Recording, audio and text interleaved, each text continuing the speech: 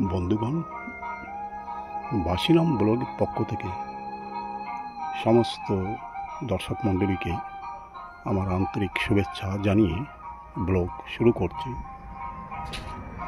প্রকৃতি এখানে উজাড় করা ফুলের সাম্রাজ্য বিতরণ করে দিয়েছে, যেখানে কেবলই চতুর্দিকে ফুল ফুটে আছে।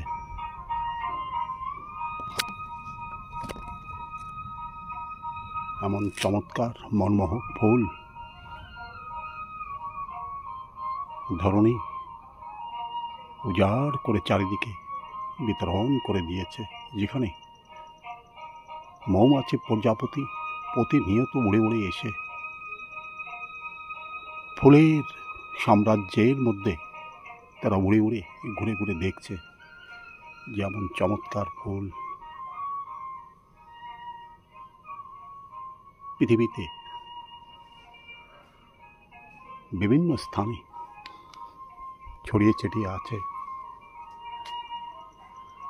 গাছেও এখানে ফুলে সমৃদ্ধ হয়ে আছে। ফুলের এমন অপরূপ সৌন্দর্য, ফুলের এমন চমৎকার সুগন্ধ দিকে দিকে ছড়িয়ে যাচ্ছে, যাতে মোহিত হয়ে প্রজাপতি মৌমাছি প্রতিনিয়ত ছুটে ছুটে আসছে। এখানে সমস্ত গাছ জুড়ে এমনই সুন্দর ফুল ফুটে আছে। পাপড়ি মেলার অপেক্ষায় ফুলের সম্ভার এখানে গুটি হয়ে আছে। ফুলে পিপিলিকা ছুটে ছুটে বেড়াচ্ছে মধু সংগ্রহ করবার জন্য।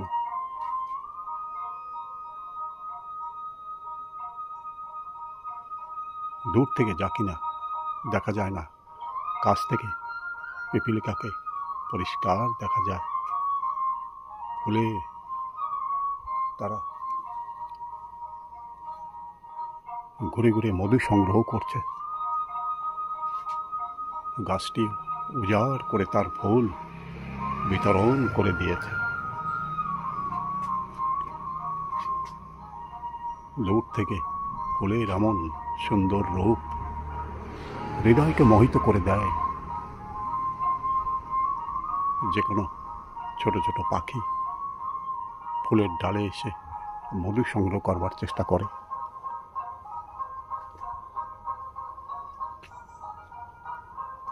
একই রকম ফুল এখানে ছোট আকৃতিতে ফুটে আছে।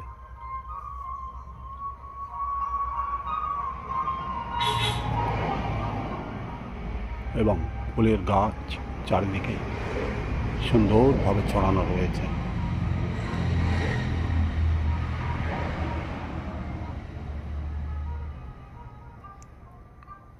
এই গাছ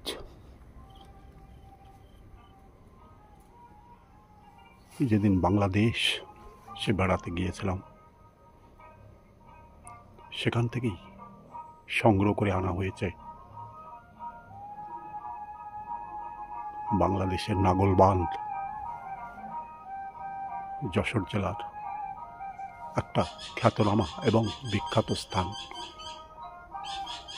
সেখান থেকেই এই ফুলের ডাল সংগ্রহ করে এনে যখন লাগানো হলো, মনে হয়েছিল এই গাছ একদিন পরিপূর্ণরূপে এরকমই দেখা দেবে। পরবর্তী সময় ঠিক তাই।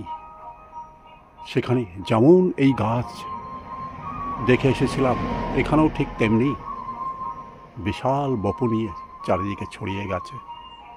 এবং সেই নাগলবাঁধের দৃশ্য এখনো হৃদয়ের মধ্যে প্রস্ফুটিত হয়ে ওঠে। সেখানে পদ্মা ব্রহ্মপুত্র যেভাবে একসাথে মিলিত হয়ে ওখান থেকে বেরিয়ে গেছে, ওখানকার মেঘনা নদী সব কিছুই যেন মানসপটে ফুটে ওঠে। এবং সেখানকার গ্রাম বাংলার অতুলনীয় সৌন্দর্যকে যেন এই ফুল গাছের মাধ্যমে বারবার চোখের সামনে ফুটে ওঠে। সেখানে অতুলনীয় সৌন্দর্যের ভাণ্ডার। এখানে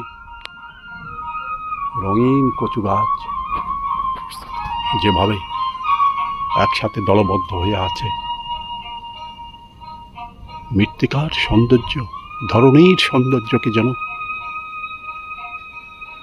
লক্ষ লক্ষ গুণ বাড়িয়ে দিয়েছে। এখানে বড় বড় পাতা এখানে সৌন্দর্যকে শত শত গুণ বাড়িয়ে দিয়েছে। সুন্দর এই কচু গাছ চারিদিকের সৌন্দর্যকে শত শত গুণ বাড়িয়ে দিয়েছে। এই কচু গাছের এমন সুন্দর রূপে আকৃষ্ট হয়ে এখানেও প্রজাপতি মৌমাছি বারবার ছুটে ছুটে আসছে, এখানকার সৌন্দর্যে অভিভূত হয়ে পড়ছে।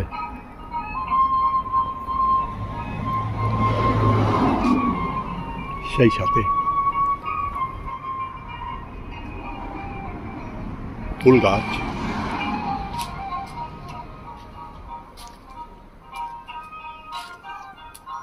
বিভিন্ন রঙের ফুল গাছ এখানে মাটির সৌন্দর্যকে বাড়িয়ে দিয়েছে। রং বেরঙের ফুল চারিদিকেই ফুটে আছে এবং আকাশের তারার মতো এখানে যেন জল জল করে জ্বলছে। ফুলের অপরূপ সৌন্দর্য মাটির সৌন্দর্যকে যেমন বাড়িয়ে দিয়েছে, চারিদিকে অপরূপ সৌন্দর্য মধ্যে ফুলগুলি এখানে ফুটে আছে।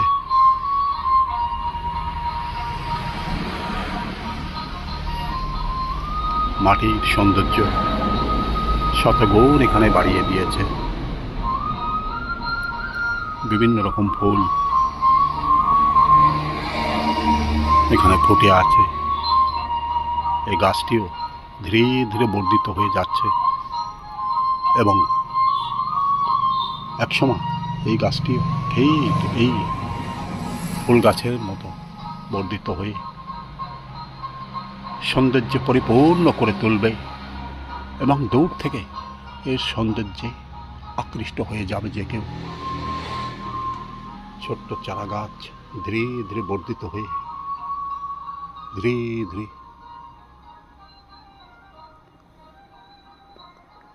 এগিয়ে যাচ্ছে এবং খুব অল্প সময়ের মধ্যে ফুলে পরিপূর্ণ হয়ে যাবে।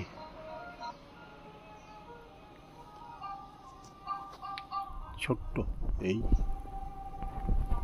লেবু গাছটি আজ এখানে দেখতে পাচ্ছি, খুব ছোট্ট অবস্থায়, কিন্তু পরবর্তী সময় এই গাছ বিশাল আকৃতি ধারণ করবে এবং ফলে ফলে সমৃদ্ধ হয়ে যখন এখানে দাঁড়িয়ে যাবে তখন স্বমহিমায় এই গাছকে সবাই আদর করবে যখন বড় বড় ফল সে প্রদান করতে থাকবে।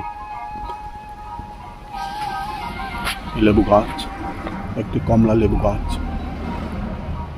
এক সময় সমস্ত গাছ জুড়ে কমলা লেবুতে পরিপূর্ণ হয়ে যাবে। আজ এই গাছ মনে হয় যেন একটা পরিত্যক্ত অবস্থায় এক কোণে পড়ে আছে, কিন্তু নির্দিষ্ট একটা সময় এই গাছ যখন বড় হয়ে পরিপূর্ণভাবে ফল প্রদান করবে তখন মানুষ ছুটে আসবে এই গাছের কাছে এবং খুব আদরের সাথে এই গাছ থেকে ফল সংগ্রহ করে নিয়ে যাবে। ফুলের অপরিসীম সৌন্দর্যে চিরদিনই মানুষ আকৃষ্ট হয়ে যায়। ফুলের অপরিসীম এই সৌন্দর্য মানুষের হৃদয় সবসময় ভরপুর হয়ে যায়। পৃথিবীতে একমাত্র পবিত্র বস্তু এই ফুল। এই ফুল তাই যে কোনো ভগবানের পূজায় নিবেদন করা হয় এবং সবার হৃদয় যেন এই ফুলের মতো পবিত্র হয়ে ওঠে, এটাই যেন ভগবান আশীর্বাদ করে থাকে।